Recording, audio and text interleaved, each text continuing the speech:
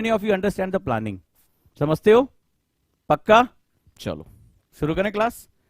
चलो यहीं से शुरू करते हैं। कहाँ भाई? हाँ, छोटी सी बात करता हूं। जब हम एक फ्रेशर के रूप में अपनी स्टार्टिंग करते हैं, राइट, हम एक फ्रेशर के रूप में, चलो लिखना चाहो तो लिख लो, नहीं समझना चाहो समझ लो, तो तुम करना चाहते हो प्लानिंग। दो चीजें हैं, प्लानिंग अपने आप में वैसे भी कुछ नहीं होती है, यूपीएससी बहुत लंबी जर्नी है। अब यहां से हम शुरू, फिर मैं तुम्हारे क्वेश्चन पे आऊंगा, फिर जवाब दूंगा। तो जब कोई फ्रेशर अपनी तैयारी करना चाहता है तो दो चीजें ध्यान रखना। जब आप तैयारी शुरू करने जा रहे हो तो सबसे पहले आपको यह जरूरत है जानने की तुम्हें कोचिंग की जरूरत है भी कि नहीं है। कई बार तो कोचिंग आप ज्वाइन इसलिए कर लेते हो तो आपको पता नहीं, बोले सब कर रहे हैं तो चलो यार हम भी कर, हमने भी यही किया था जब इंजीनियरिंग की प्रिपरेशन में जा रहे थे। क्यों? वो मामा का साला जा रहा था पढ़ाई करने, हमने कहा क्या करें, बोले चलो भाई इकट्ठा चले। अब तो खैर पेरेंट्स फिर भी अवेलेबल हो गए। तो मैंने तो अपने पिताजी से पूछा था, पिताजी क्या करें? बोले भाई, उनकी एक कहावत थी कि गऊ गंगा में हला दिया, पानी पिए चाहे ना पिए, मतलब गाय को गंगा के किनारे ले गए, पानी पिए चाहे ना पिए, बोले तुम्हारा जो मन में है वो करो। हम भी रात में अपना साहब तामझाम समेटा, बोले भाई वो भी चल रहा है हम भी चलें। तो एक तो तरीका होता है। अब मुझे बताओ प्लानिंग के लिए तुम लोगों ने स्टेजेस कितने किए, जरा देख लेते हैं। प्लानिंग वर्ड को कितना तुम लोग समझते हो? जब आप बिगिनर हो तो कितने लोगों ने ये काम किया? अब सबसे पहले दो क्वेश्चन मुझे पूछना है कि मुझे do we need any coaching? पहला तो ये सिंपल होता है। Do we need any guidance? ये दोनों अलग अलग चीज हैं, दोनों अलग। बहुत लोगों को तो यही फर्क नहीं होगा कि क्या मतलब है, ठीक है, नहीं फर्क होगा। अब चलो कैसे डिसाइड करेंगे हम प्लानिंग के लिए? प्लानिंग कैसे की जाती है? मान लो जैसे मुझे ये रूम बनाना था, सो ये शुरुआत में क्या था, ये दो पार्ट था। आई केम हियर, तो मुझे लगा कि मैं ऐसा क्यों नहीं कर सकता कि हाइब्रिड मॉडल बना दूं। तो जब मैं यहां आया तो कुछ ऊट पटांग सा चल रहा था, मैंने उसको पूरा तोड़वा दिया। ठीक है, सब तोड़वा के मैंने कहा इसको मैं साउंड प्रूफ क्यों नहीं बना सकता कि मैं, मेरा ऑनलाइन का बच्चा भी देखे और मेरा ऑफलाइन की बच्चा भी देखे, क्योंकि मैं मोस्ट ऑफ द 2 साल से तो मैं ऑनलाइन पे हूं। तो मैंने क्या किया, उसके लिए प्लानिंग किया। प्लानिंग करने के समय मुझे क्या चीज जरूरत थी? मुझे रिसोर्सेज चाहिए थे कि मेरे पास फंड कितना है, ये बनाएगा कौन, कौन यहां पर पर्सन होगा, कितना टाइम लगेगा, बनने के बाद इसका क्या आउटपुट हमें मिलेगा। तो मैंने ये सारा चीज क्या किया, कैलकुलेट किया। तो यहां पर जो है सबसे पहले मुझे बताओ कितने लोगों ने स्टेज 1 में, सबसे पहले मुझे ये दोनों डिसाइड करने के लिए कितने लोगों ने ये किया कि एनसीईआरटी लिया? चलो भाई एनसीईआरटी रेडी। एनसीईआरटी बेसिक किताब है, कोई मार्केट में करंट अफेयर्स की कोई किताब अवेलेबल होगी। उसके पीछे तुमने देखा होगा 6th क्लास 7th क्लास, सभी मुझे 12th क्वालिफाई कर चुके हो, all of you qualify 12th हो चुका है, बोर्ड का एग्जाम का रिजल्ट तो आ गया होगा।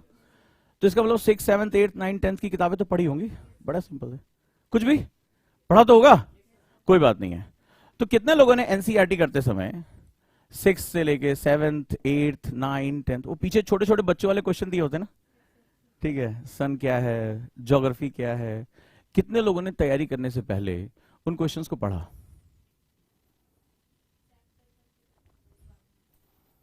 मैं बिगिनिंग की बात कर रहा हूं, आज तुम्हारा डे 1 है और जो चीज बताने जा रहा हूं उसको समझना, तुम्हारा रिसोर्स भी बचेगा, टाइम भी बचेगा, और प्लानिंग कैसे की जाती है ये बात ध्यान रखना। तुम संगमरमर की फर्श लगाना चाहते हो, संगमरमर तुम्हारे इलाके में दूर दूर तक नहीं है, you don't have any marble, so क्या करोगे फिर? मामला खत्म हो जाएगा। कितने लोगों ने स्टार्टिंग में सबसे पहले अपना इंटरेस्ट जानने की कोशिश की, क्वेश्चन को देखा, पढ़ा, लगाया? कितने लोग हैं? ल्यूसेंट में छोटे छोटे क्वेश्चन दिए होते हैं, ठीक है, करंट अफेयर तो सभी का है। ये क्या होता है, इसको हम लोग बेसिक पैरामीटर कहते हैं। मैं ये हॉल बनाने से पहले अगर ये बिल्डिंग ही ना होती तो, मेरी बात को बात, अगर ये बिल्डिंग ही ना होती तो मैं यहां पर ये बना पाता? मुझे बेसिक स्ट्रक्चर चाहिए। आप लोग इस समाज में ही हो, अभी दूसरे ग्रह से तो आए नहीं, पी के छोड़ के चला गया, मैं अक्सर ये एग्जांपल लेता हूं।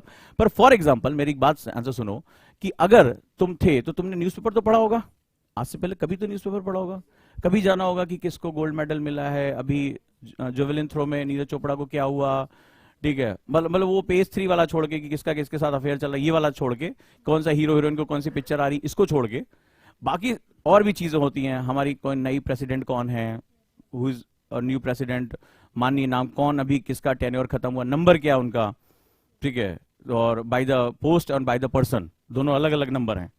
By the person 14th, by the number 15th, दोनों अलग अलग है। तो एग्जाम में तो ट्विस्ट, ये तो बहुत बेसिक चीजें। तो कितने लोगों ने अपनी तैयारी शुरू करने से पहले उतने करंट के ऑब्जेक्टिव क्वेश्चंस ट्राई किए, छोटे छोटे बेसिक, जैसे हमारे कॉन्स्टिट्यूशन के बारे में कुछ क्वेश्चन, हमारी जीके के बारे में क्वेश्चन, हमारे टोटल कितने प्राइम मिनिस्टर हैं इसके, और कितने लोगों ने जैसे बेसिक मैप उठाया, ठीक है, ये तो बचपन में पढ़ाया जाता है मैप वैप, ठीक है। तो कितने लोगों ने ये शुरू किया कि जैसे अगर मैं तुमसे कहूं कि इंडिया की सारी कैपिटल मार्क कर दो, जितनी भी स्टेट्स की हैं, और कितनी, जैसे मान लो मैंने पूछा कि नेपाल के साथ किस किस स्टेट्स की बाउंड्री लगती है, या तेलंगाना के साथ चर्चा में बहुत आजकल चल रहा है, तो तेलंगाना के साथ कौन कौन से स्टेट की बाउंड्री, मुझे कहता सबको पता होगा, सबको पता है ना। अभी मैं यहाँ बुला के बनवाऊंगा तो सब बना देंगे, इंडिया फ्री हैंड बना लेंगे, ठीक है, पक्का है ना। अच्छा बताओ, भारत की स्थलीय सीमा यानी कि लैंड बाउंड्री कितने देशों के साथ लगती है, उनका क्रम बता दो। अरे बाप, सबसे बड़ा, सबसे बड़ी बाउंड्री, शाबाश, मिटा के खत्म कर देना हमें। हाँ बोलो आगे। हाँ, क्लास में जो बोलता रहता, क्योंकि क्लास में तुम्हारा जवाब मुझे मिल नहीं पाता है तो यही बोलता रहता था। हाँ चलो, हाँ हाँ शाबाश। सबसे बड़ी बाउंड्री किसके साथ? अरे कसम से करे, आज भूटान को इतना गर्व का दिन है, तुम्हें अपना प्रथम नागरिक घोषित करने जा रहे हैं वो लोग, मजाक नहीं। लेकिन आप अगर समझो, साइकोलॉजिकल फैक्टर समझो, आप एक रिलैक्स क्लासरूम में हो तो आप सोच के बता रहे हो, मजाक चल रहा है, कहीं क्लू मिल रहा है। जिस दिन आप यूपीएससी के एग्जाम सेंटर, वो जो दरवाजा है ना, वहां घुसते पता नहीं कौन वहां बैठा होता है, आधा दिमाग खींच लेता है वो, वहां आता वो क्वेश्चन करता, वक्त आसान नहीं है, कठिन करो इसको, निगेटिव मार्किंग। अभी एक बच्चा ऊपर बैठा हुआ था, उसकी काउंसलिंग कर रहा था, उसका ये तीसरा अटेम्प्ट था, प्री नहीं निकला उसका, एक बार इंटरव्यू दे चुका है फर्स्ट अटेम्प्ट में वो, इस बार उसका प्री नहीं निकला है, तीसरा अटेम्प्ट था उसका, अब चौथा देगा। तो वो कह रहा है सर अभी तक नहीं समझ आ रहा है कि मेरा प्री क्यों नहीं निकला, मुझसे निगेटिव मार्किंग कैसे हो गई, अभी तक नहीं समझ, क्योंकि इस बार के क्वेश्चन बहुत टफ थे, ठीक है।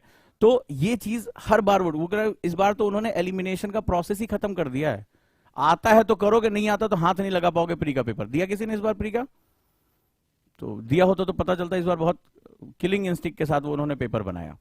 तो ये एक चीज है, कितने लोगों ने ये प्रोसेस पूरा किया, मुझे ईमानदारी से बताओ। कोचिंग ज्वाइन करने से पहले कितने लोगों ने छोटे छोटे बच्चों वाले क्वेश्चन, अब तुम 6 क्लास से नीचे तो नहीं हो, मान के चले, ठीक है, तुम लोगों ने मैपिंग वैपिंग तो बच्चे छोटे छोटे करते हैं, किया तो जरूर होगा, बना दोगे भी फ्री हैंड, किसको बुलाऊं?